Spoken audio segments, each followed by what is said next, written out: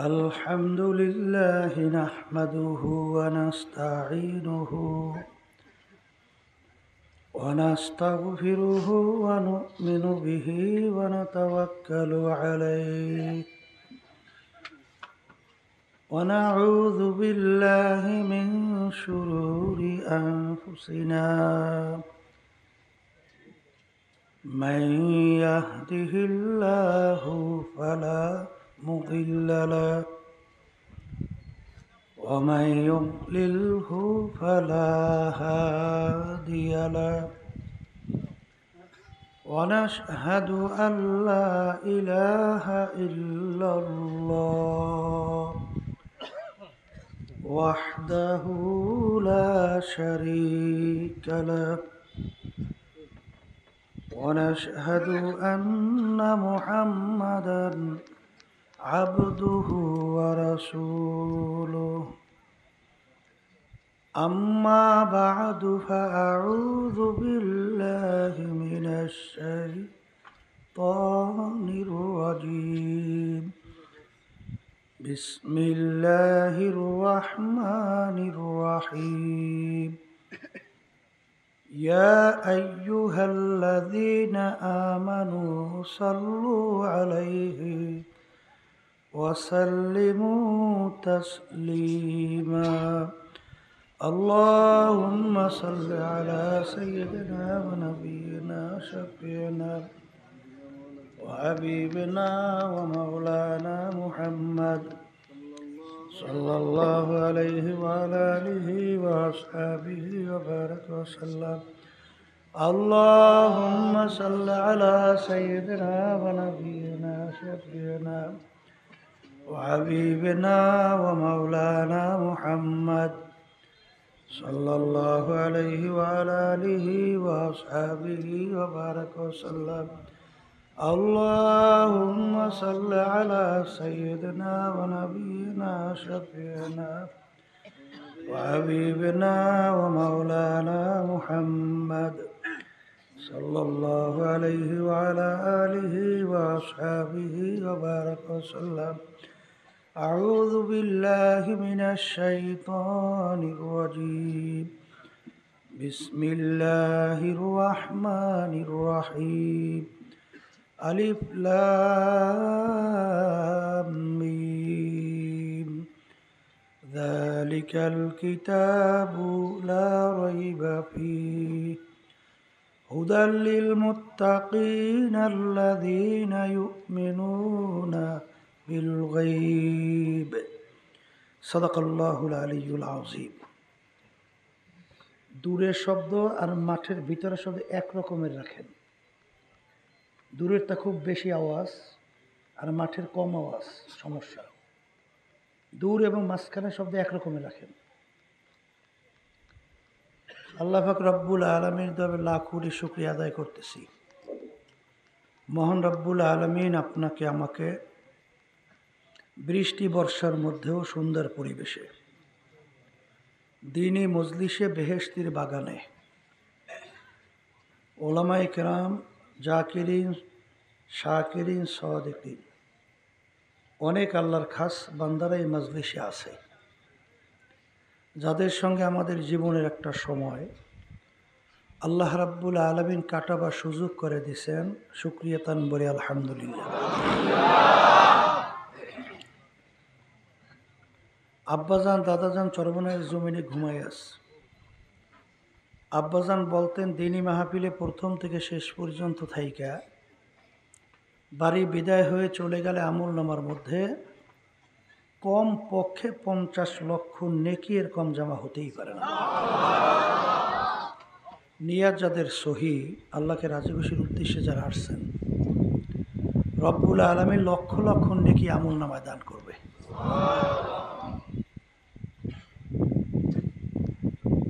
অনেকের সুযোগ থাকা সত্ত্বেও মাহফিলে কিন্তু আসে নাই। আশেপাশে রাস্তাঘাটে বাজারে দেখবেন ঘরের ভিতরে বিভিন্ন হারাম কাজের ভিতরে লিপ্ত আছে, দুনিয়ার কাজের ভিতরে লিপ্ত। সুযোগ ছিল মাহফিলে আসতে পারতো না, আসার কারণ আব্বাজান বলতেন বুঝের অভাব। হাদিসের ভিতরে আসছে মাইয়ুরিদিল্লাহু বিহি খায়রান ইউফাক্কিহু ফিদ্দীন, আল্লাহ যাকে ভালোবাসেন ইচ্ছা করে তাকে দ্বীনের সহি বুঝদান করে। পাশে একটা কথা মনে রাখা লাগবে, হেদায়েত কিন্তু কোনো পীরের হাতে নাই, কোনো আলেম মুফতি মুহাদ্দিস ইমাম কারো হাতে নাই, কোনো দলের নেতা নেত্রীর হাতেও হেদায়েত নাই। হেদায়েত একমাত্র আল্লাহর হাতে। কার হাতে? আল্লাহ রাব্বুল আলামিন যাকে ভালোবাসেন ইচ্ছা করেন তাকে দ্বীনের সহি বুঝদান করে। বর্তমানে বাংলাদেশের ভিতরে শতকরা প্রায় 92 জনের মতো মুসলমান বসবাস করে। এই বাংলাদেশের ভিতরে মুসলমান সন্তানদের দলের মতের অভাব নাই, কিন্তু আমি যদি জিজ্ঞেস করি আমরা যারা মুসলমান দাবি করি আমাদের সবাই আল্লাহ এক না ভিন্ন? এই রসুল নবী এক না ভিন্ন? কোরআনুল কারীম হাদিস এক না ভিন্ন? সব যদি এক হয় তাহলে এত ডিভাইডেড এবং বিভিন্ন দল কে বানাইল, কিভাবে হইল, এটা বোঝা লাগবে। আল্লাহ রসুল সাল্লাল্লাহু আলাইহি ওয়াসাল্লাম প্রায় 1500 বছর আগে সাহাবায়ে কেরামদেরকে লক্ষ্য করে বলছিলেন, আমার সাহাবারা, আমার আগের নবীর উম্মতদের ভিতরে 72-71টা দল ছিল, আমার উম্মতদের ভিতরে 73টা দল হবে। কয়টা দল? এখানে আল্লাহ রসুল বলছেন আমার উম্মতে 73 দল হবে। এই 73 দল কিন্তু হিন্দু, খ্রিস্টান, ইহুদি, বৌদ্ধ, অন্যান্য ধর্ম অবলম্বী, এরা মিলে কিন্তু 73 দল না। যারা আল্লাহ রসুলকে নবী মানে, আল্লাহর উপরে ঈমান আনছে, এদের ভিতরে দল হইবে কয়টা? 73 দল। আল্লাহ রসুল সাল্লাল্লাহু আলাইহি ওয়াসাল্লাম বলছেন এই 73 দলের ভিতরে 72 দল ধ্বংস হয়ে জাহান্নামে চলে যাবে। একটা দল শুধুমাত্র নাজাত পেয়ে জান্নাতে যাবে।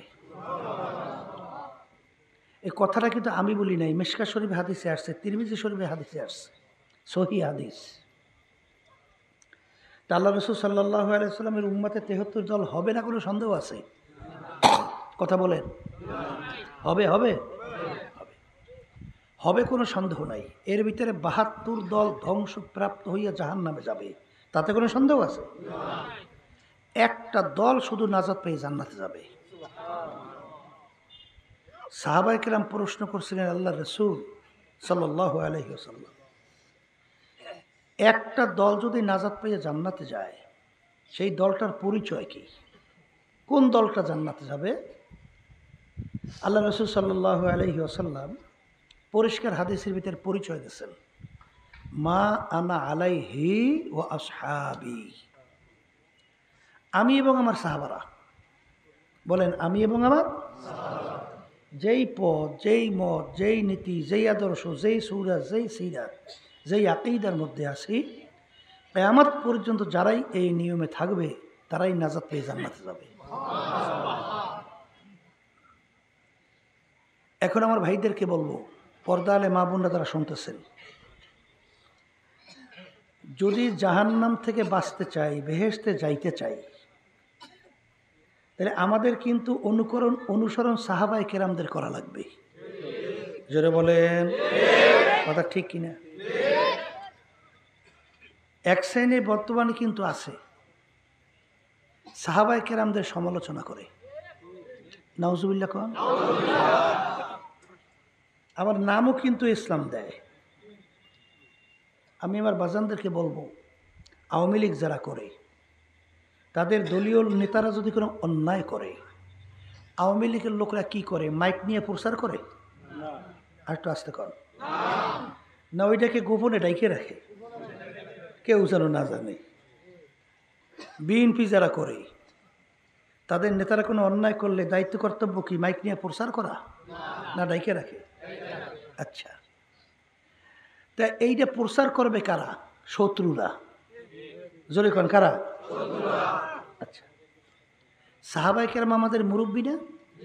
একটু আসতে পার, দৈরান নাউজুবিল্লাহ, সাহাবায়ে কেরাম ভুল করছে, মানুষ তো ভুল করতে পারে না।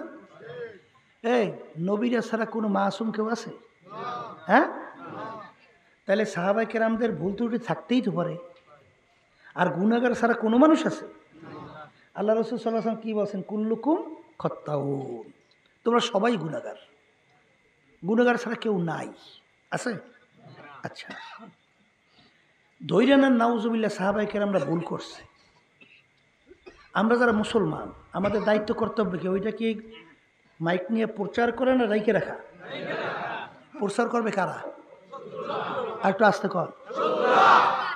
এরপর ধরিয়ে নেন, সাহাবায়ে কেরামদের ভুল ত্রুটি যদি প্রচার করে ইসলামের উপকার কি? আর একটু আস্তে কর। দলের উপকার কি? দলের কোনো উপকার নাই, ইসলামের কোনো উপকার নাই। আচ্ছা, তাহলে প্রচার করে কেন? পাগলের নাম শুনছেন? পাগল, পাগলের কাজের কোনো উদ্দেশ্য থাকে না। ও কোন দিকে হাঁটে, কী জন্য হাঁটে, এর কোনো উদ্দেশ্য আছে? কিন্তু যে ভালো মানুষ, সে যদি এমনি হাঁটেও তার কিন্তু একটা উদ্দেশ্য থাকে। কি জোরে বলেন, কথা ঠিক না? তাহলে বুঝতে হবে ইসলামের উপকার নাই, দলের কোনো উপকার নাই, সাহাবায়ে কেরামদের সমালোচনা করা নিশ্চয়ই এর পিছনে বড় ধরনের একটা ষড়যন্ত্র আছে। আর বিশেষ করে দুই সাহাবার সমালোচনা বেশি করে, একজন আমিরে মুআবি রাদিয়াল্লাহু তাআলা আনহু, আর একজন উসমান গনি রাদিয়াল্লাহু তাআলা আনহু। এই দুইজন সাহাবা কে জানেন? সর্বনাশ। আমিরে মুআবি রাদিয়াল্লাহু তাআলা আনহু, আল্লাহ রাসূল সাল্লাল্লাহু আলাইহি ওয়াসাল্লামের উপরে ওহী আসছে, আর কাতেবে ওহী যারা ওহী লিখতেন তার ভিতরে একজন ছিলেন আমিরে মুআবি রাদিয়াল্লাহু তাআলা, অর্থাৎ কোরআনুল কারীমের গোড়ায়, কোরআনুল কারীমের গোড়ায়। আর একজন কেটা?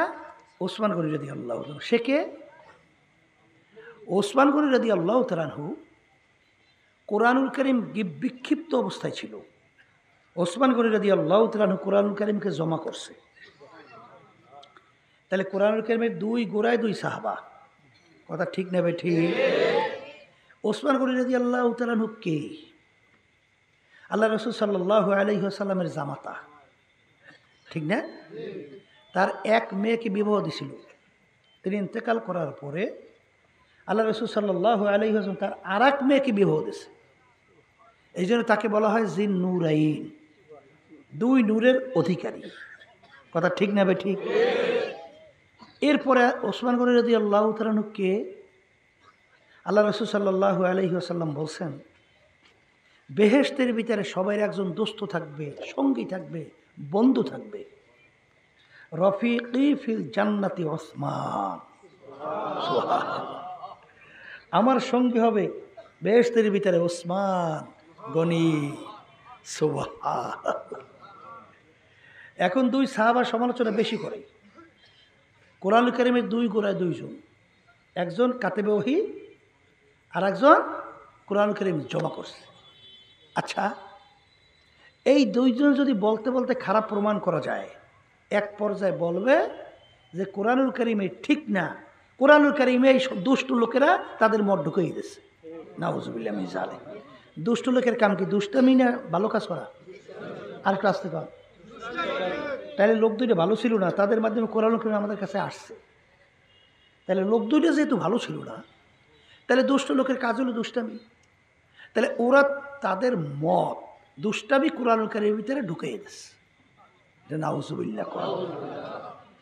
এই ওসমান গনি রাদিয়াল্লাহু তাআলা আনহু, আল্লাহ রাসূল বলছেন আমার দোস্ত, বেহেশতের মধ্যে তার দুই মেয়েকে বিবাহ দিয়েছে। তাহলে আল্লাহ রাসূল সাল্লাল্লাহু আলাইহি ওয়াসাল্লাম খারাপ একটা লোককে যদি তার জামাই বানায় আর দোস্ত বানায়, এক পর্যায়ে বলবে না আল্লাহ রাসূলও খারাপ? নাউজুবিল্লাহ ক। আল্লাহ রাসূল যদি খারাপ হয়, তাই এক পর্যায়ে কইবে যে আল্লাহও খারাপ? আসতে কয় দে। নাউজুবিল্লাহ মিন যালিক। ব্যাপারটা কিন্তু বড় কঠিন, যত সহজ মনে অত সহজ না। আমার বাজানদেরকে বলবো, ধৈর্য নেন, সাহাবায়ে কেরাম ভুল করছে, কিন্তু আল্লাহ রাব্বুল আলামিন তাদেরকে মাফ কইরা সার্টিফিকেট ঘোষণা করছে। রাদিয়াল্লাহু আনহুম ওয়া রাদু আন। আল্লাহ রাব্বুল আলামিন বলেন, আমি সাহাবায়ে কেরামদের উপরে রাজি খুশি হয়ে গেছি, আর তারাও আমার উপরে রাজি খুশি হয়ে গেছে। রাজি খুশি হয় কার উপরে? যে অন্যায়কারী তার উপরে না? হ্যাঁ, তাহলে আল্লাহ রাব্বুল আলামিন তাদেরকে মাফ কইরা তাদের উপরে খুশি হয়ে গেছে, এবং তারাও আল্লাহর উপর খুশি হয়ে গেছে। আল্লাহ যদি মাফ করিয়ে দেয়, তোমার আমার মাফ করতে এত অসুবিধা কেন? তোমার আমার তাদের ব্যাপারে এত ভালো ব্যাপার মন্তব্য করতে এত সমস্যা কেন? তাহলে বুঝতে হবে, গ্রামে একটা কথা আছে, ডাল মে কুছ কালো হায়। এর ভিতরে কি যেন একটা ষড়যন্ত্র আছে। যেটা বলেন কথা ঠিক কিনা? কত বড় বেয়াদব বাপ ঘুমাই রইছে, ঘুমের ঘরে মানুষের লঙ্গি উপরে উঠে যেতে পারে না? না পারে না? ছেলে ঢোকছে রুমের ভিতরে, ঢুকে দেখে বাপের লঙ্গি উপরে উঠে রয়েছে। এমন ছেলের ছেলে বাইরে নাই মেয়া ঘোষণা করতে আছে, তোমরা কে কোথায় আসো, জলদি একটু আসো, দেখে যাও আমার আব্বা কেমনে ল্যাংটা হইয়া ঘুমায়। ছেলেটা খুব আদোয়ালা না? আসতে কয় খুব ভদ্র না? বেয়াদব বেয়াদব ছেলেটা, কি বেয়াদব। আর আদোয়ালা ছেলের কাজ কি? কেউ যেন দেখে না, তাড়াতাড়ি ঢেকে দেয়। এই জোরে বলেন কথা ঠিক নেবে? সাহাবায়ে কেরাম আমাদের মুরব্বী, ধরিয়ে নেন নাউজুবিল্লাহ ভুল করছে, আমাদের দায়িত্ব কি ডাইকে রাখাটা, উদ্ধার করা না? লোকদের ডাইকে এটা দেখানো, এটা দেখায় কারা? বেয়াদব। এই কথা ঠিক না বে? ঠিক। এরপর বর্তমানে কিন্তু দলমতের অভাব নাই, বর্তমানে কিন্তু এক শ্রেণী বেরিয়েছে, নাম দিয়েছে আহলে হাদিস। আমরা নাম রাখছি আহারে হাদিস। কি হাদিস? এই আহলে হাদিস যদি বলি তাহলে কোরআন বাদ হয়ে যায় না? আসতে কয় হে হাদিসের অনুসারী, তাহলে কোরআন তো বাদই হয়ে যায়। তাহলে আর একদল বাইরেবে না, আহলে কোরআন। আর একটু আসতে কর, বাইরেবে বাইরেবে না? আচ্ছা, এটা কিন্তু বাইরেই গেছে। এখন একদল বাইরেছে আহলে কোরআন। কথা ঠিক নেবে? ঠিক। আমি বাজানদেরকে জিজ্ঞেস করি, আহলে হাদিস যে দাবি করে তার একটু জিজ্ঞেস করিয়েন যে বাজান, তুমি কয়টা হাদিস সনদ সহ মুখস্থ বলতে পারো, একটু বলো তো। 10টা হাদিস সনদ সহ বলতে পারবে? আর একটু আসতে পারবে? পারবে? তাহলে ও আহলে হাদিস হইল কেমনে? তাহলে ও যে কোনো একজনের থেকে শুনছে শিখছে। আসতে কয় যে কোনো একজনের থেকে শুনছে বা শিখছে। তাইলে যার থেকে ও শুনছে শিখছে সেই অনুযায়ী আমল করে, তাহলে ওই ইমাম মানা হয় নাই? আসতে কয় কথা বলে বুঝেন নাই মনে হয়। হ্যাঁ, তাহলে তাকে মুরব্বী মানা হয় নাই? আমি আমার বাজানদেরকে বলবো, তোমরা যাকে মুরব্বী মানছো, যার থেকে শেখছো, তাদের কয়টা হাদিস মুখস্থ আছে? 10খান হাদিস সনদ সহ বলার শক্তি আছে? আর একটু আসতে কন। আর আমরা যাকে ইমাম মানি, ইমামুল আযম আবু হানিফা রাহমাতুল্লাহি আলাইহি, তার শুধুমাত্র 6 থেকে 7 লক্ষের মতো হাদিস তার শুধু মুখস্থই ছিল। কথা বোঝেন বাংলা কিছু? শোনেন, ইমাম কোন? ইমামুল আযম যেমন নাকি হাদিসের ভিতরে আসছে, বুকের ভিতরে হাত বাঁধা, এই হাদিস সহি। হাদিস কি সহি? মানে সঠিক।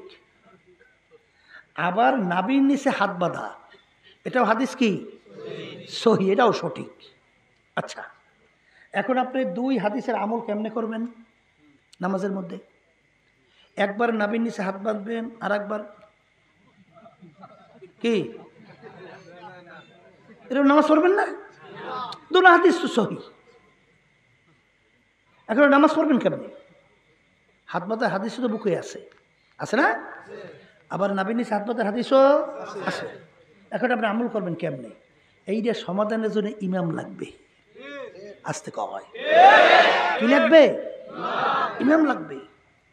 এখন ইমাম আবু হানিফা রাহমাতুল্লাহি আলাইহি এই 2 হাদিসের তাতবিক কিভাবে দিয়েছেন? মহিলাদের সতর কোথায়? বুক। আসতে কয়। আর ছেলেদের সতর কোথায়? নাভির নিচ। কথা কয় না? তাহলে এখন মহিলারা নামাজের ভিতরে হাত বাঁধবে বুকের উপরে, আর পুরুষরা হাত বাঁধবে নাভির নিচে। কথা ঠিক না বেঠি? আচ্ছা, এখন এই হাদিসের সমাধান দিতে হইলে যার তো হাদিস সব জানা লাগবে। ইমামুল আজম আবু হানিফা রহমাতুল্লাহ তিনি কি তাবি ছিলেন? কি ছিলেন? তাবি বুঝেন? সাহাবাই কেরামদেরকে দেখছে। তাই যে সাহাবাই কেরামদেরকে দেখছে, সে আল্লাহ রাসূল সাল্লাল্লাহু আলাইহি ওয়াসাল্লামের সমস্ত আমল সাহাবাই কেরামদের ভিতরে ছিল। আমল মানে কাজ। জোরে বলে কথা ঠিক না বেঠি? ওরে কফল পোড়ারা আহলে হাদিস দাবি করে। শোনেন, আসলে মূল ব্যাপার হলো, দেখবেন সিংহভাগ আহলে হাদিস দাবিদার তারা প্যান্ট পরে না, ফুল প্যান্ট দেখেন নাই মনে হয়? ফুল প্যান্ট পরে। তাই ফুল প্যান্ট পরে কি টাকটুকিরের উপরে না নিচে পরে? তাহলে বুখারী শরীফে হাদিসে আসছে, আল্লাহ রাসূল সাল্লাল্লাহু আলাইহি ওয়াসাল্লাম বলছেন, 3 প্রকার লোকদের দিকে কিয়ামতের ময়দানে আল্লাহ রাব্বুল আলামিন তার রহমতের নজরে তাকাইবে না। কয় প্রকার? আবার কোন? এর ভিতরে 1 প্রকার লোক হলো যারা টাকনু গিরার নিচে কাপড় পরে। তাইলে তুমি বুক বাঁধার হাদিস আর নাভির নিচে হাদিস নিয়ে খুব পাগল হইছ, কিন্তু টাকনু গিরার নিচে কাপড় পরা তো সম্পূর্ণ হারাম। শরীয়তে কেউ এটাকে হালাল বলতে পারবে না, মাকরু বলতে পারবে না, সম্পূর্ণ হারাম। তাই তুমি হারাম আমল করতেছো, আর তুমি সমাজের ভিতরে ফিতনা সৃষ্টির জন্য তুমি এই ধরনের আচরণ করতেছো, বুঝতে হবে আর পিছনে কি জানি ষড়যন্ত্র আছে। গেছিলাম গোপালগঞ্জ, নাম শুনছেন? গোপালগঞ্জ, ও নাম তো শোনারই কথা, গোপালগঞ্জ কথা বুঝেন নাই? গোপালগঞ্জ একটা মসজিদ বানাইছে মুসল্লি ভাতা, মানে ওখানে মুসল্লিরা নামাজ পড়লে এক বলে টাকা দেয়। এই লামাজাবি এই আহলে হাদিসেরা বানাইছে। কি রে, মুসল্লিরা নামাজ পড়বে, এটা তার দায়িত্ব, এটা তার উপরে ফরজ না? তুমি টাকা দেবা কেন? এই মসজিদের ভিতরে মুসল্লিরা নামাজ পড়লে টাকা দেয়, কত বড় ষড়যন্ত্র! অর্থাৎ মুসলমানদের ভিতরে ডিভাইডেড তৈরি করার জন্য ইয়াহুদি নাসারা খ্রিস্টানদের এজেন্ট হিসেবে কাজ করতেছে। এইভাবে আমার বাজানদেরকে বলবো কত বড় ষড়যন্ত্র। সেখানে মুসল্লিরা টাকা নামাজ পড়বে, তোমার তো গরজবাজ জায়গা, তুমি টাকা দেওয়ার ব্যাপার কি? হ্যাঁ, এ কি নামাজ পড়ছে তার ফরজ আদায় করছে, না তোমার টাকা নেওয়ার জন্য বদলা দিছে? আমরা কই বদলা, আপনারা কি করেন? ও বলছেন তো কামলা, নামাজ যাইয়ে কামলা দিছে না, তার হুকুম ফরজ আল্লাহর পালন করছে কোনটা? হ্যাঁ, তাহলে তুমি টাকা দাও, ঘটনাটা কি? বসতে হইবে। ওই একটা ছেলে শুনে আসছে বগুড়ায়, বুঝছেন? বগুড়া, সেখানে ওই ছেলেটা ওই চুল কাটতো, কিছুদিন পরে হুন্ডা চালায়, হুন্ডার মালিক। আর আমাদের লোকেরা বলতেছে ব্যাপার কি? ওরে জিজ্ঞেস করি যে ব্যাপার কি, তুই তো এই চুল কাটতি, তাই হুন্ডার টাকা পাইলি কই? আর তোর এখন তো এই যে খুব শান শৌকত, টাকা পয়সার তো অভাব নাই। বলে বললেন না, আমি একটা ভালো কাজ করতে এসেছি। বলে কী কাজ করো? বলে আমার কয়েকটা কাজ, একটা লোকদেরকে এই বিভিন্ন নাস্তা রাস্তা খাওয়াইয়ে বিভিন্ন কায়দায় ফুসলাইয়া মসজিদ দেবে, জোরে আমিন কইবে, আর হাতু ডাইয়া মুখের উপরে বাধা, এই দায়িত্ব 2টা আবার পালন করলেই আমি বাধা পাইতে আছি। কি বলছে? এত সহজ মনে করিয়েন না। এই জন্য আমার বাজানদেরকে বলবো, পর্দা আলে মা বোনরা যারা শুনতেছেন, বাজান আজ পর্যন্ত কোনো আহলে হাদিস নামদারি আজ পর্যন্ত কোনো হক্কানি ওলামায়ে কেরামদের সামনে বইসা তারা যে আচরণগুলো করে এগুলো প্রমাণ করতে পারছে? আজ পর্যন্ত পারছে? এরপরে আমরা চ্যালেঞ্জ জানিয়ে গেলাম, কারণ আপনার কবরে আপনি যাবেন, আমার কবরে আমি যাব। আপনার কবরের প্রশ্ন উত্তর আপনি দেবেন, আমার কবরের প্রশ্ন উত্তর আমি দেব। কথা ঠিক না বেঠি? কিন্তু বাজান বই যে শুই না, মা আনা আলাইহি ও আসহাবি, আমি এবং আমার সাহাবারা যেই নীতি আদর্শের উপরে আছি, আল্লাহ রাসূল সাল্লাল্লাহু আলাইহি ওয়াসাল্লাম বলতেছেন যারাই এই নিয়মে থাকবে তারাই নাজাত পেয়ে জান্নাতে যাবে। আর বাকি 72 দল ধ্বংস হয়ে জাহান্নামে চলে যাবে।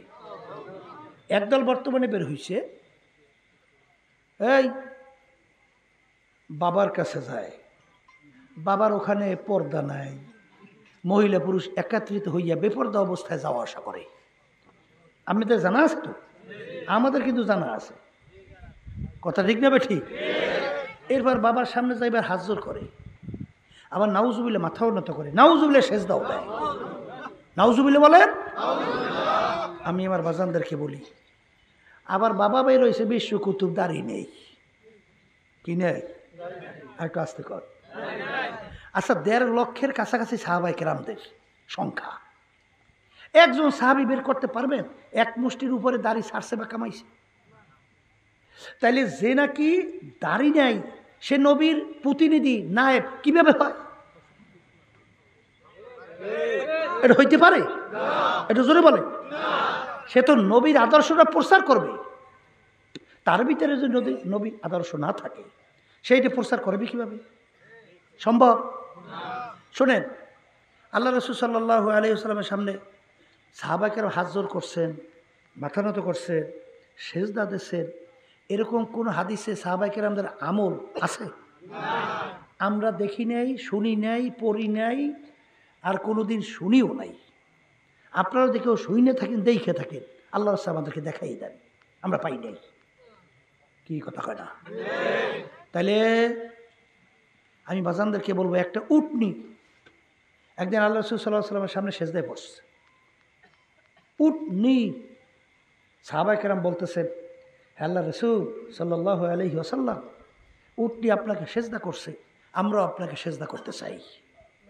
আল্লাহ রাসূল সাল্লাল্লাহু আলাইহি ওয়াসাল্লাম বলেন, আল্লাহ ছাড়া কারো সামনে মাথা নত করা যাবে না।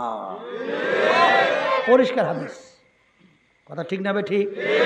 আল্লাহ রাসূল সাল্লাল্লাহু আলাইহি ওয়াসাল্লাম রওজা পাকে মদিনায় শুয়ে আছেন, ঠিক না? আচ্ছা, লক্ষ লক্ষ কোটি কোটি এই হাজিরা হজ করতে যায় না? আল্লাহর হাবিবের রওজা পাকে সালাম দেয় না? আচ্ছা, আল্লাহর হাবিবের রওজা পাকে সালাম দিয়া হাত জোড় করছে, এরকম কেউ দেখছে? মাথা নত করছে, সেজদা দিয়েছে? আল্লাহ রাসূল সাল্লাল্লাহু আলাইহি ওয়াসাল্লামকে যদি সামনে হাত জোড় মাথা নত সেজদা করা না যায়, এমন কোন বাবাটা জ্বালাইলো? কোন বাবা জ্বালাইলো যে বাবার সামনে হাত জোড় মাথা নত সেজদা করা যাবে? আর একটু জোরে কর। যে করবে ওটা মুশরিক। কথা ঠিক না বে ঠিক? জিজ্ঞেস করে, ব্যাপার কি রে বেটা, নামাজ নাই, রোজা নাই, পর্দা নাই, ওখানে তোরা যাও কেন? বলে, বইলেন না, বাবা আমার বিশ্ব কুতুব, বিরাট অলি। বলে, তা কি? বলে, আমার বাবার যে কত বড় ক্ষমতা, আমার আগে বাচ্চা ছিল না, বাবার কাছে যাওয়ার পরে এখন আমার বাচ্চা হয়েছে। আগে আমি গরিব ছিলাম, বাবার কাছে যাওয়ার পরে এখন ধনী হয়ে গেছি। নাউজুবিল্লাহ কোন। আমি আগে বিভিন্ন কেস কামারিতে জর্জরিত, বাবার কাছে যাওয়ার পরে এখন কেস কামারিতে সব পরিত্রাণ মুক্তি পেয়েছি। এই আমি অসুস্থ ছিলাম, বিভিন্ন রোগে জর্জরিত, বাবার কাছে যাওয়ার পরে খালি আমার একটা ফু দিয়েছে বা একটু নজরে চাইছে, সব রোগ ভালো। তাই বাবা বিশ্ব কুতুব না? আসতে কয় বিরাট অলি না? আসতে কয়। ফেরাউনের নাম শুনছেন? ফেরাউন শুনছেন না? ফেরাউনের বাড়ির দরজায় একটা গাছ আছিল, ওই গাছটার পাতা যে কোনো রোগী যে কোনো নিয়েতে খাইতো, সঙ্গে সঙ্গে রোগ ভালো। ফেরাউন বিরাট আল্লাহর ওলি না? আসতে কয়। এই ফেরাউনের কথা, নীল দরিয়ার পানি বাটা জোয়ার হইতো,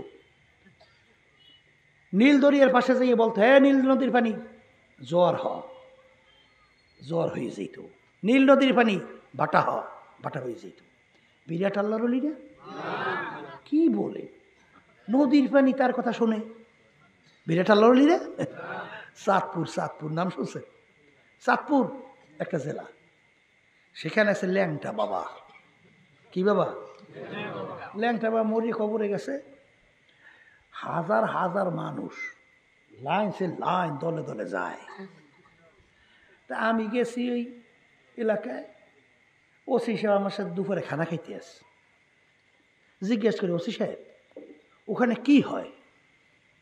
বলে, হুজুর বইলেন না, মনকে মন গাছা। কি গাজা বুঝলেন তো? গাজার নৌকা বলে পাহাড় দিয়ে চলে। কি দিয়ে চলে? পাহাড় দিয়া গাজার নৌকা চলে। এর অর্থ কি? নৌকা পানিতে চলে না উপরে চলে? তাই গাজা খাইলে স্বাভাবিক মাথা ঠিক থাকে না, ওর নৌকা চলে পাহাড় দিয়ে মাঠ দিয়ে। এই মন কে মন গাজা। আর কি হয়? কলে হুজুর আর যা হয় ও হুজুর আপনার সামনে বলা যাইবে না। এখন বোঝেন তো কি হয়? আচ্ছা কথা বোঝেন নাই? আচ্ছা এখন জিজ্ঞাসা যদি করে যে ব্যাপার কি, তোরা ওখানে যাও কেন? কলে বইলেন না, বাবার ভিতরে মাল আছে। বাবার ভিতরে মাল বোঝায়। কি আছে? মাল। এই বেটা কি মাল আছে? হে তো ল্যাংটা, কাপড় নেই চুপুর নেই, তাই মাল আছে সব তো বাইরেই রয়েছে। কি মাল? কি সব বাইরেই রয়েছে না? আমার মালটা রয়েছে কোন জায়গায়? হ্যাঁ, প্যাডের মধ্যে কোথাও গু আর মুস ছাড়া আছে কি? জোরে বলেন কথা ঠিক না বা ঠিক? ঘর হাওয়া ফের ওরতা হারা তো দিন তর্কে সুন্নাত জুকার শয়তানগি।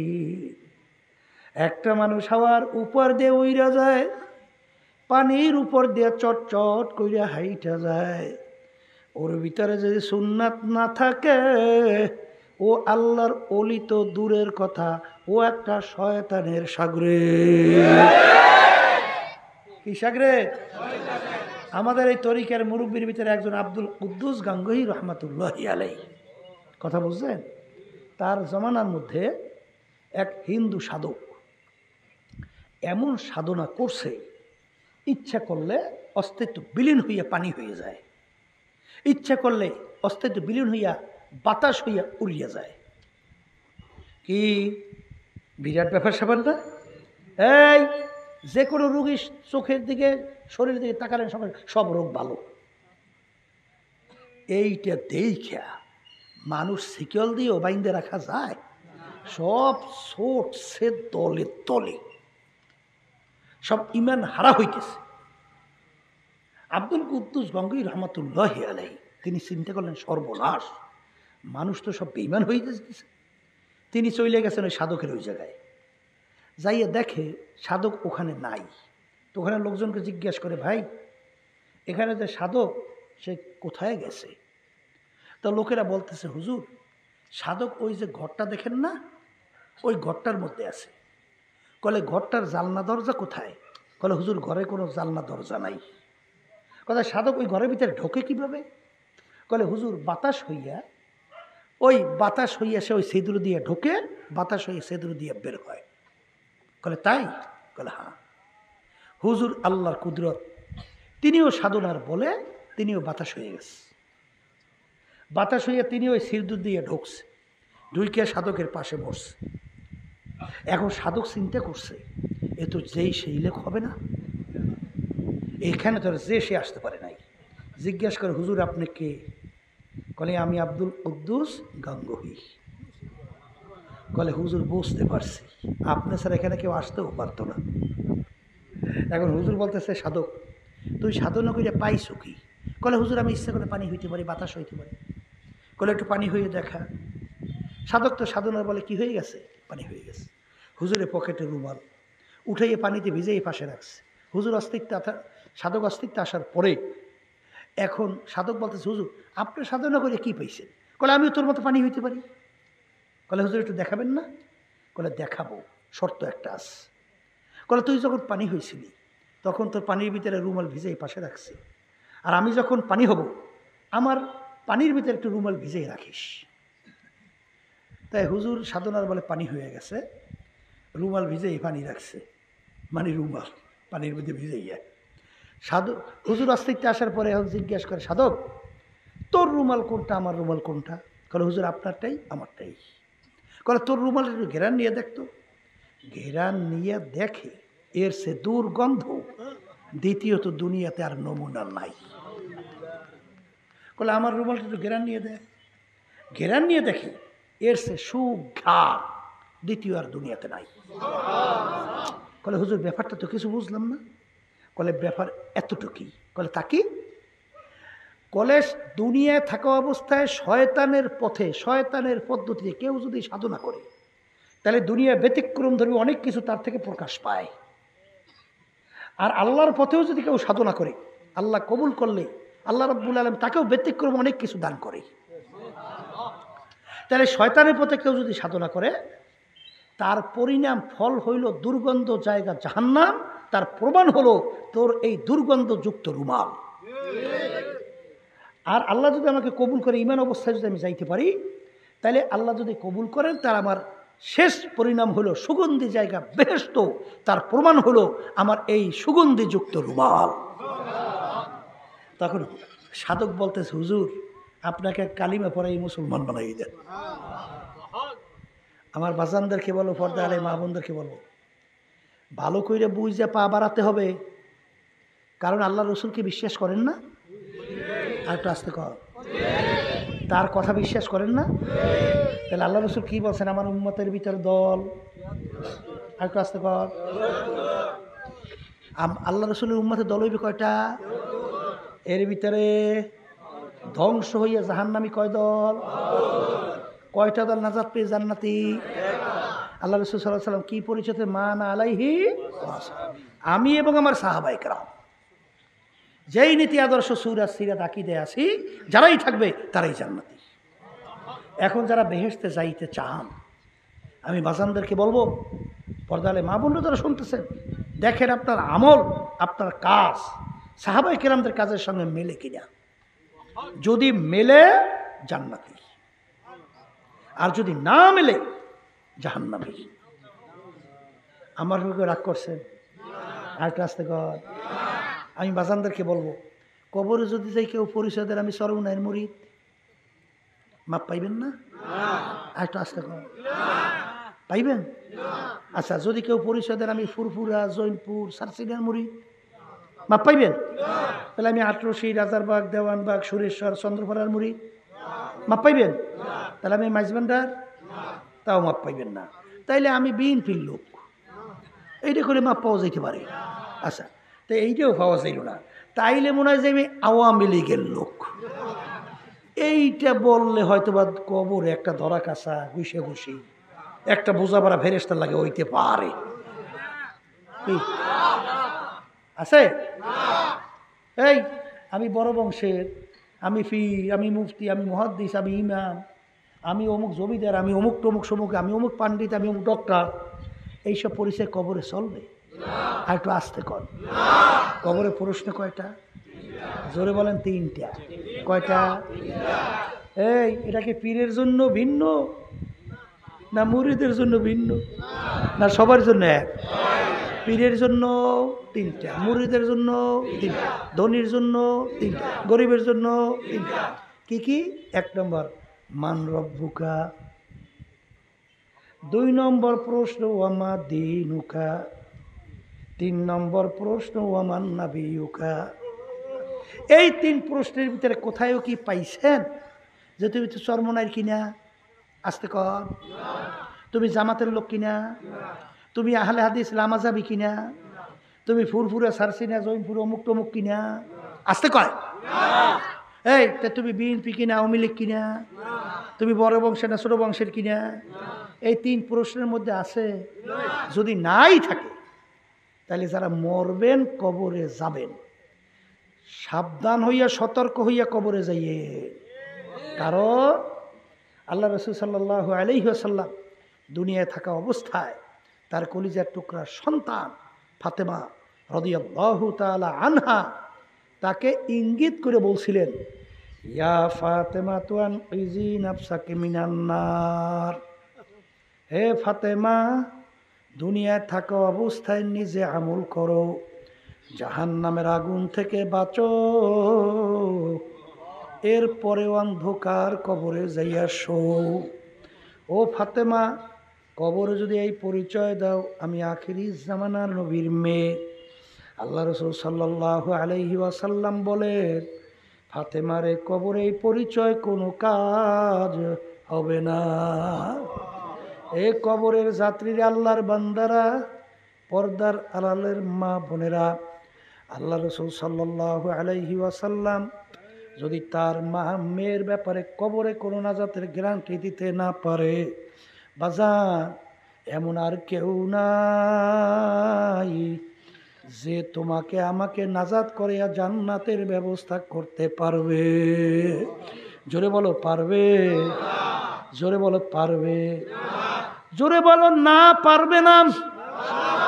যদি নাই পারে আমার বাজানদেরকে বলবো, পর্দালে মা বোনদেরকে বলবো, বাজান মাহফিল বুঝের জন্যে যারা মানুষ তারা বুঝবে, সেই অনুযায়ী নিজের জীবনকে চালাবে, তারপর দুনিয়ার থেকে বিদায় নিয়ে তারপর কবরে রওনা করবে। আর যারা মানুষের সুরাতে আবু জাহাল মার্কা, উতবা সাহেব, আবুল আহাব মার্কা, ওরা কিন্তু বুঝবেও না, আর সেই অনুযায়ী চলবেও না, আর ঈমান নিয়ে কবরেও যাইতে পারবে না। কি জোরে বলেন কথা ঠিক কিনা?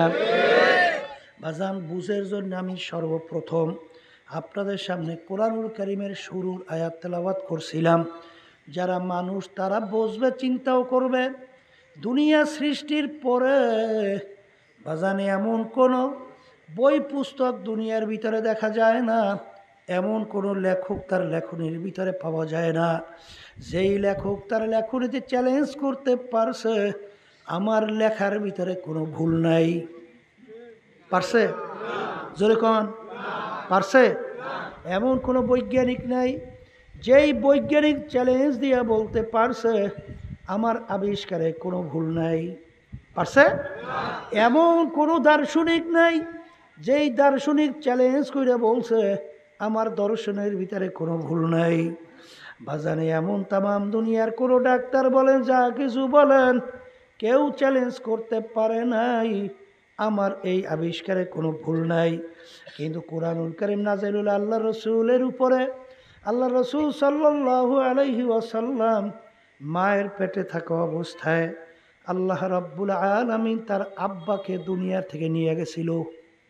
দুনিয়াতে আসার পরে বছর 6 বয়স আল্লাহ রাব্বুল আলামিন তার আম্মাকেও দুনিয়ার থেকে নিয়ে গেল।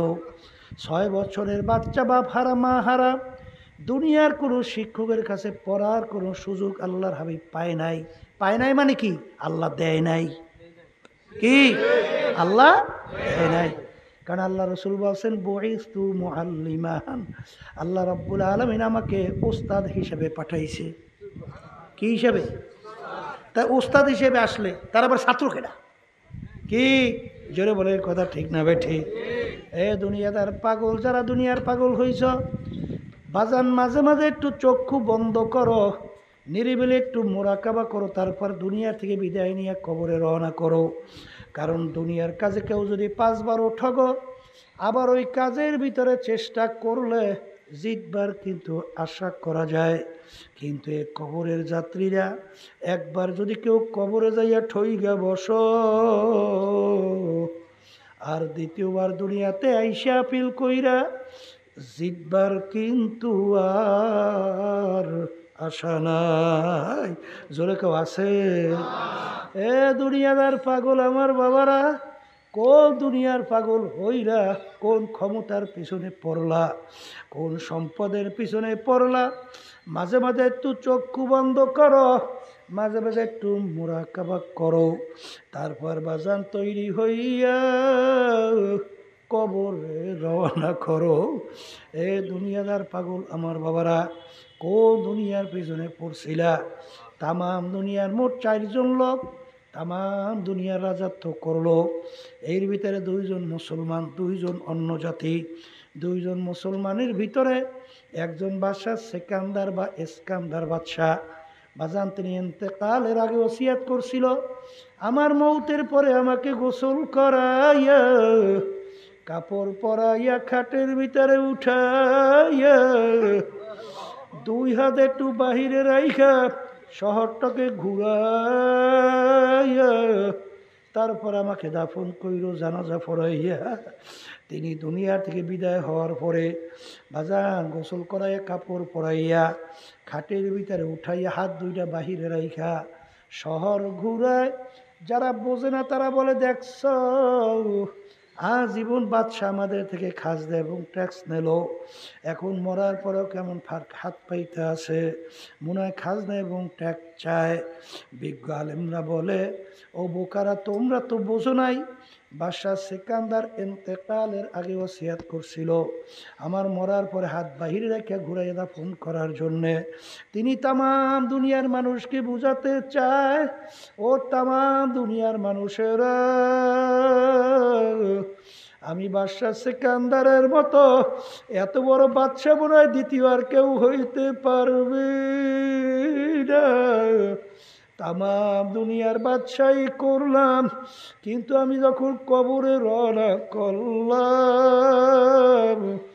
একেবারে দুইটা খালি হাত নিয়ে কবরে রওনা করলাম, আর কিছুই নিতে পারলাম না।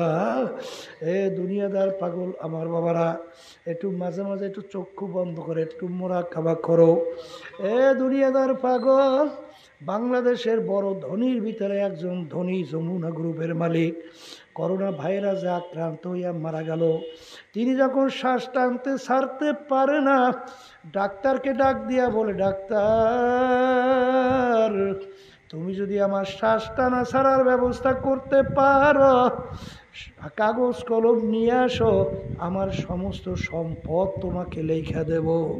কিন্তু শ্বাস টানা ছাড়ার ব্যবস্থা করতে পারে নাই, দুনিয়া থেকে বিদায় হইয়া চলে গেছে। এ বড়লোক আমার বাবারা, এ ধনী আমার বাবারা, হে ক্ষমতা সম্পন্ন আমার বাবারা, হে সম্মানিত আমার বাবারা, হে শিক্ষিত আমার বাবারা, ভালো করে মাঝে মাঝে মুরাকাবা করো, চিন্তা করো, তারপর কবরে রওনা করো। বাজান, যাদের জন্য জীবন শেষ করলা, যেই দলের নেতা নেত্রীর জন্য জীবন শেষ করলা, ওই সত্য কালামের ভিতরে আল্লাহ রব্বুল আলামিন বলেন, ইয়াউমা নাদউ কুল্লা উনাসিন বিইমামিহিম, কিয়ামতের ময়দানে আমার মালিক প্রত্যেকটা মানুষকে তার দলের নেতা নেত্রীর সঙ্গে ডাকবে। ডাইকে আমার মালিক বলবেন, তোর দলের নেতা নেত্রী যেদিকে যায়, ওদের পিছনে পিছনে সেই দিকে চইলা যা। এক কথায়, তোমার দলের নেতা নেত্রী যেখানে জায়গা, তোমারও সেইখানে জায়গা। আমি বলছি না, আল্লাহ বলছেন। জোরে বলেন, কে বলছেন? আল্লাহ রাসূল সাল্লাল্লাহু আলাইহি ওয়াসাল্লাম বলছেন, মান তাশাব্বাহা বিকওমিন ফাহুয়া মিনহুম। দুনিয়ার ভিতরে তুমি যেই দলভুক্ত হইয়া চলবা, যেই দলের নেতা নেত্রীকে নেতা নেত্রী হিসেবে মানবা, আল্লাহ রাসূল বলেন, কিয়ামতের ময়দানে তুমি তাদের দলভুক্ত হইয়া উঠবা এবং তাদের সঙ্গে তোমার হাসর হবে। বাজান, আল্লাহর হাবিবের সঙ্গে হাসর যদি না হয়, বেহেশতে যাওয়ার আশা করা যায় না। জোরে কেউ যায়? যায়। এ দুনিয়াদার পাগল, কোন দুনিয়ার পাগল হইছ? মস্তে আশেক মস্তে মাশুক, বাদশাহ মাল মাস, পীরে মস্তে জিরে মস্তে, শায়খে দর আসরার মাস। দুনিয়ার ভিতরে যত মানুষ বিচরণ করে সব কিন্তু পাগলের দল।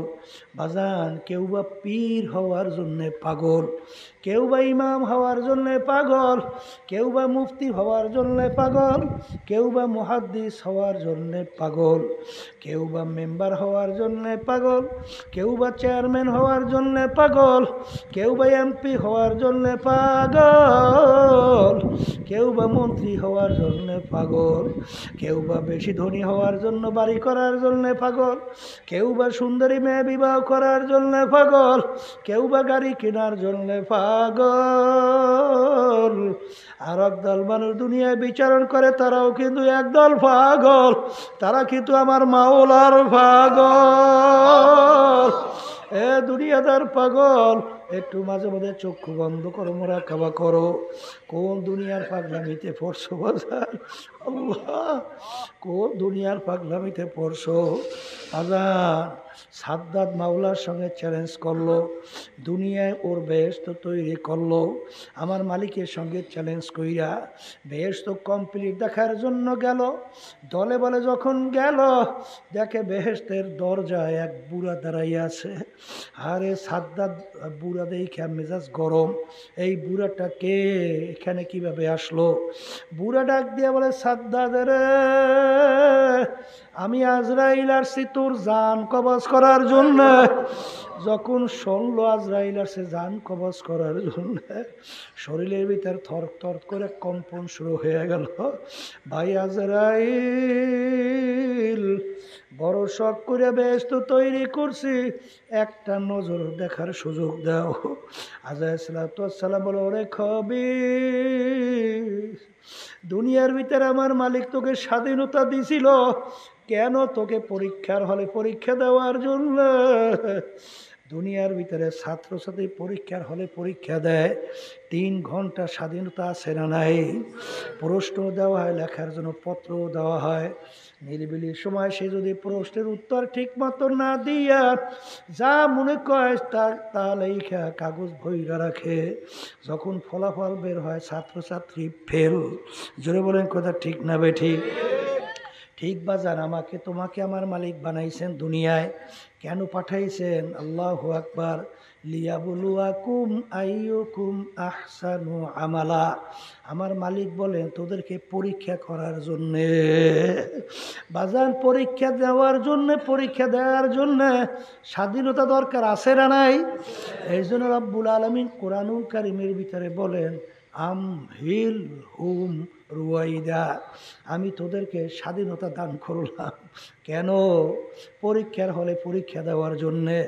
কে আমার হুকুম অনুযায়ী চলো, কে আমার হুকুমের বিরুদ্ধাচারণ করো, এইটা দেখার জন্যে তোদেরকে আমি স্বাধীনতা দান করলাম। তুই যদি আমার হুকুমের বিরুদ্ধাচারণ করো, তোকে এই দুনিয়ায় স্বাধীনতা পরীক্ষার হলে আমি তোকে কিছু বলবো না, কারণ আমি যদি তোকে বলি তাইলে তোর স্বাধীনতা পরীক্ষার হল থাকে না। জোরে বলেন কথা ঠিক না বেঠিক? কিন্তু মনে রাখিস, কুল্লু নাফসিন যায়িকাতুল মাউত, তোদের প্রত্যেকের মুখের ভিতরে আমি মৌতের বর্ষি লাগাইয়া ছাইরা দিছি। বাজান, বর্ষিওয়ালা যখন বড় মাছের মুখে বর্ষি লাগায়, লাগার সঙ্গে সঙ্গে মাছ দৌড় দেয়, আর বর্ষিওয়ালা রশি ঢিল দেয়, আবার দৌড় দেয়, আবার ঢিল দেয়, আবার হুইল পেঁচায়,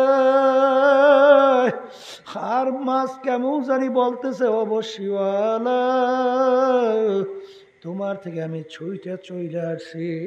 আর বর্ষিওয়ালা ডাক দেবো, রে মাছ, তোর মুখের ভিতরে আমি বর্ষি লাগাইয়া ছাইরা দিছি, তুই সারা পুষ্কুনি বাস পানির ভিতরে ঘর ঘর ঘুরতে ঘুরতে যখন দুর্বল হইয়া পেটটা পানির উপরে ভাসাইয়া দিবি, আস্তের উপরে তোকে আমি ধইরা নিয়ে আসবো, আর তুই পানিতে থাকতে পারবি না। আমার মালিক ডাক দিয়ে বলে, আব্দুল করিমে রহিমা খাতুন, তোকে আমি কুল্লু নাফসিন যায়িকাতুল মাউত, মৌতের বর্ষি লাগাইয়া ছাইরা দিলাম, আর তোদেরকে আমি ঢিল দিলাম ঘর ঘর। ঘুরতে ঘুরতে যখন তুই হায়াতের বেড়া পার করবি, যখন তুই মৌতের বিছানায় তোর পেট খাড়া ভাসাইয়া দিবি, আমার আজরাইল যখন তোর বাড়ির দরজায় সিটি বাজাইয়া বসবে, যত ডাক্তার কবিরাজ তোকে চেষ্টা করুক না কেন, যত স্যালাইন ইঞ্জেকশন পুশ করুক না কেন, রাখতে কিন্তু আর পারবে না। এই জন্য বাজান সাদ্দাত বলতেছে, ভাই আজরাইল, বড় শখ করে বেহেশত বানাইছি, একটা নজর দেখার সুযোগ দাও। আজরাইল সালাতু ওয়াস সালাম বলে, খবির, আমার মালিক তোরে দুনিয়ায় পাঠাইছে পরীক্ষার হলে পরীক্ষা দেওয়ার জন্য। আরে আমার মালিকের সমস্ত নেয়ামত ভোগ করছ, এক কবরের যাত্রীরা একটু মাঝে মধ্যে চক্ষু বন্ধ করো, আমরা যে চক্ষু দিয়া দেখি এই নেয়ামত কার? জোরে বলো কার? বাজান অন্ধ মানুষ তোমার আমার সামনে অনেক সময় হাত পাইতে পয়সা চায়, আরে কত করুণ সুরে ডাক দেয়, হুজুর আমাকে একটা টাকা দেন, হুজুর চাউল কিনবো ভাত পাক কইরা খাবো, আমাকে মালিক চক্ষু নেমাত দান করে নাই, আমি তামাম দুনিয়া দেখি অন্ধকার, আমার মালিক তোমাকে আমাকে অন্ধ কইরা বানাইতে পারতো কি পারতো না? তখন তোমার আমার দুনিয়া কোনো মূল্য ছিল? কোনো মূল্য ছিল? এই চক্ষু নেমাত কে দান করছে? জোরে বলো কে? জোরে বলো আল্লাহ। আর এই অন্ধ আবার এই অন্ধ অবস্থায় আমার মালিকের দরবারে শুকরিয়া আদায় করে, এ আমার মালিক তুমি আমায় অন্ধ করলে, তাতে কোনো দুঃখ নাই, অন্ধকারের মাঝে আমার মাশূক তোমায় যেন আমি তালাশ করে পাই। এ দুনিয়াদার পাগল, এই চক্ষু নেমাত কার? আমার মাওলার জবান দিয়া কথা বলি নেমাত কার? বাজান কত বোবা মানুষ তোমার আমার সামনে আউ আউ করিয়া চিল্লায়, ওর বুকে কত জ্বালা, ওর মনের ভাব প্রকাশ করতে পারে না। আমার মালিক তোমাকে আমাকে কথা বলার শক্তি দান করলেন, আল্লামাহুল বায়ান। আজকে এই জবান দিয়া নেতাকে ডাকো, নেতা তোমার ডাকে খুশি হয়। আজকে বাপ মাকে ডাকো, বাপ মা খুশি হয়। বন্ধুকে ডাকো, বন্ধু খুশি হয়। আমার মালিক তাকাইয়া তাকাইয়া বলে, ইন্নাল ইনসানা লিরাব্বিহি লাকানুত, মানুষ বড় নেমো খারাপ, আমি তোর বিচার চাইয়া চাইয়া দেখি, যেই জবান দিছিলাম আমি মাওলা, এই জবান দিয়ে তোর বন্ধুকে ডাকছ, তোর মা বাপকে ডাকছ, সবাই খুশি। ওই জবান দিয়ে যদি তুই একবার আমাকে আল্লাহ কইয়া ডাক দিতি, আবার কুদরতি কলিজারা ঠান্ডা হইয়া যাইত। কিন্তু আজকে সব ডাকো আর আমি মাওলা তোর কাছে পর হইয়া গেল, আমার মালিককে তুই একবার ডাকার সুযোগ পাইলি না। এ বন্দা বান্দিস মনে রাখিস, কবি কেমন জানি আল্লাহর ভাষায় বলে, যখন তোমার কেউ ছিল না তখন ছিলাম আমি,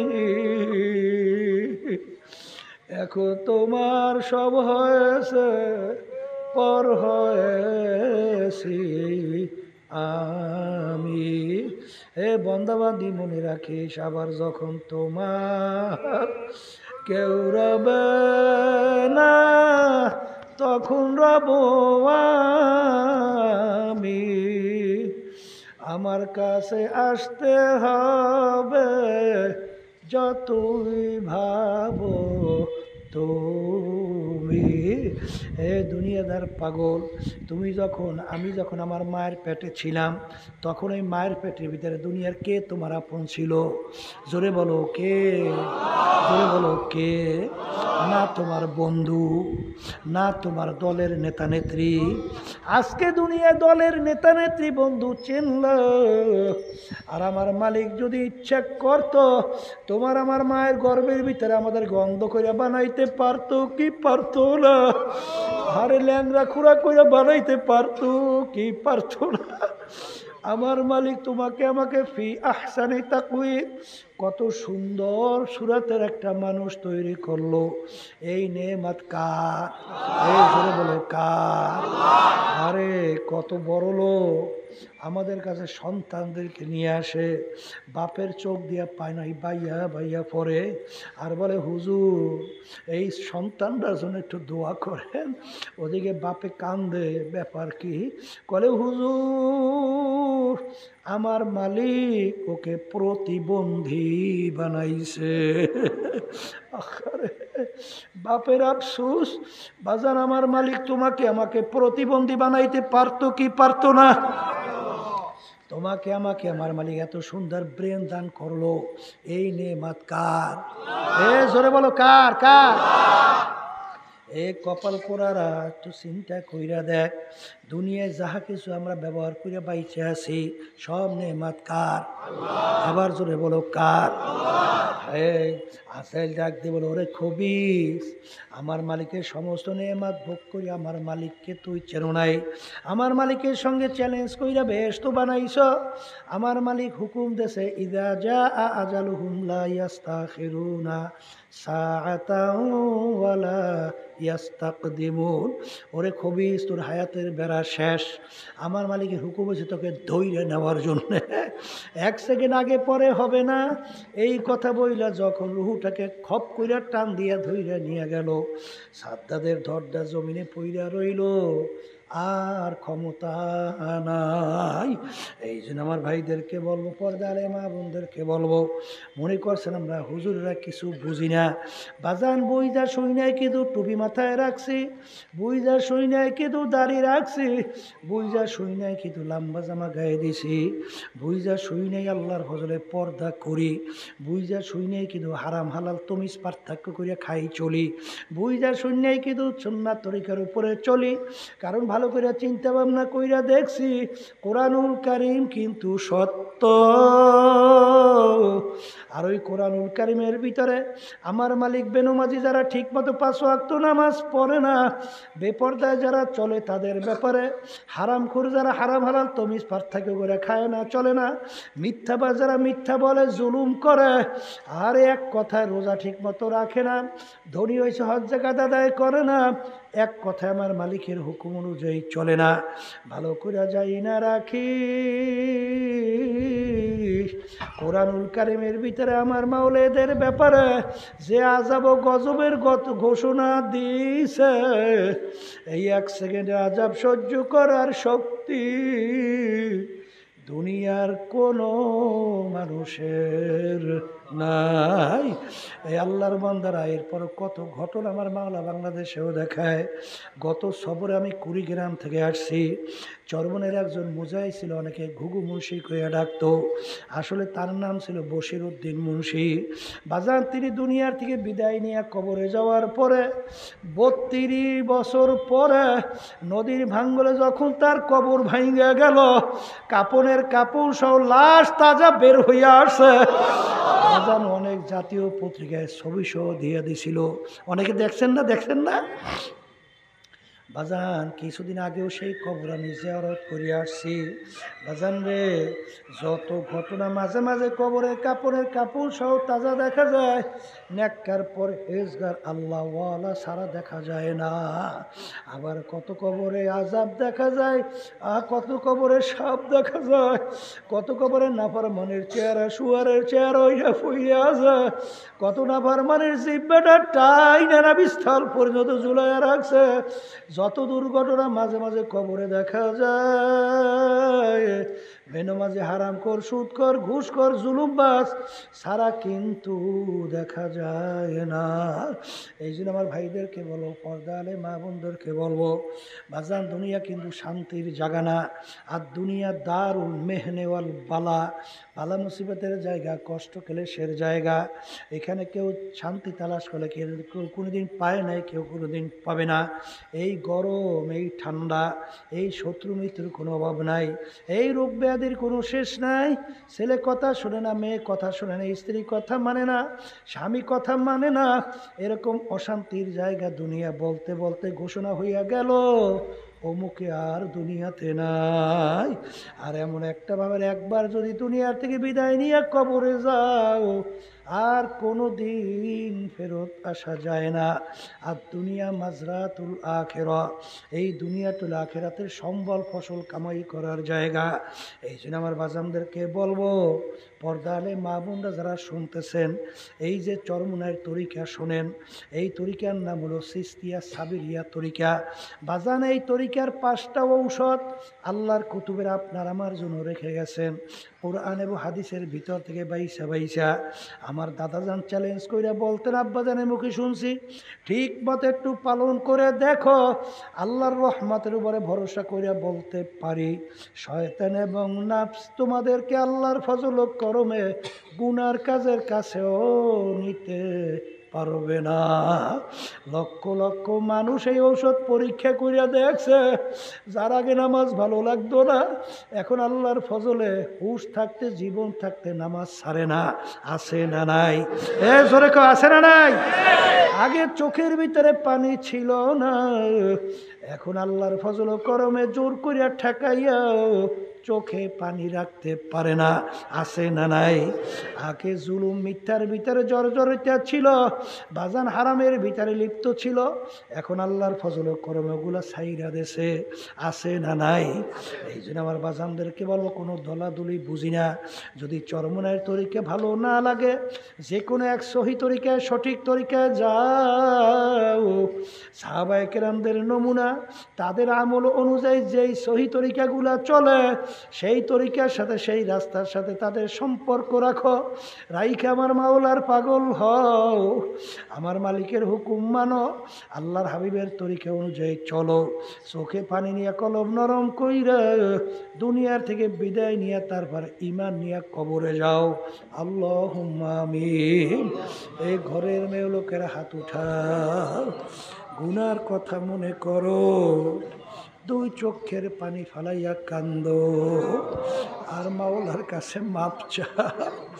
যদি কান্না না আসে, মনকে বুঝাও রে মন, একদিন এই ঘরের দরজা দিয়া নতুন বউ হয়ে উঠছিল রে মন। কত মেয়ে লোকে শরবত খাওয়াইল, কত মেয়ে লোকে বাতাস করলো, আবার এমন একটা দিন আসবে এই ঘরের দরজা দিয়া মরা লাশ হইয়া বের হবা। ছেলে কানবে মামা করে, মেয়ে কানবে মামা করে, জবাব তো আর দিবা না। আল্লাহ, আপনি একটু এই মাঠের দিকে চাইয়া দেখে আপনার বন্ধুরা কিভাবে কান্দে। মালিক, আমাদের ছেলেও মরে নাই, মেয়েও মরে নাই, গুনাহ করে বসছি রে, মাফ করে দেন গো মাওলা, মাফ করে দেন। এ আল্লাহর বান্দারা জোর করে কান্দে, জোর করে কান্দে। সন্তান মারা গেলে চোখে পানি আসে, সম্পদ নষ্ট হয়ে গেলে চোখের ভিতরে পানি আসে। তোমার আমার গুনার কারণে জাহান্নামের আগুন জ্বলছে, ওই জাহান্নামের আগুন চোখের পানি ছাড়া ঠান্ডা হবে না। এ আল্লাহ, যাদের উসিলে মাহফিল হইল, যারা মাহফিলের জন্য চেষ্টাকারী সাহায্য করলো, আমরা যারা মাহফিলে উপস্থিত হয়ে গেলাম, সবার উপরে খাস মেহেরবানি নাজেল করেন আল্লাহ। এ আল্লাহ, আমরা হাত তুলছি জানি না এই উপস্থিতি কার আম্মা, কার আব্বা, কার দাদা দাদু, নানানো আত্মীয় স্বজন অন্ধকার কবরে শুয়ে আমাদের দিকে চাইয়া রয়েছে। আমরা দোয়া করলাম, দয়াময় করে তাদের কবরকে বেহেশতের বাগান বানায় দেন আল্লাহ। বন্যা পানি থেকে আমাদেরকে হেফাজতে রাখেন আল্লাহ। তামাম দুনিয়া ইসলাম মুসলমানদেরকে হেফাজত করেন, বিশেষ করে ফিলিস্তিনের মুসলমানদেরকে হেফাজত করেন আল্লাহ। তাদেরকে আপনি বিজয় দান করেন। ইসরায়েল জালেম আল্লাহ, ওদের যারা সহযোগিতা করতেছে, ওদের নসিব হেদায়েত থাকলে হেদায়েত দেন, নাহলে আপনি ওদেরকে ধ্বংস করে দেন। সুবহান রাব্বিকা রাব্বিল ইজ্জাতি আম্মা ইয়াসিফুন ওয়া সালামুন আলাল মুরসালিন ওয়ালহামদুলিল্লাহি রাব্বিল আলামিন।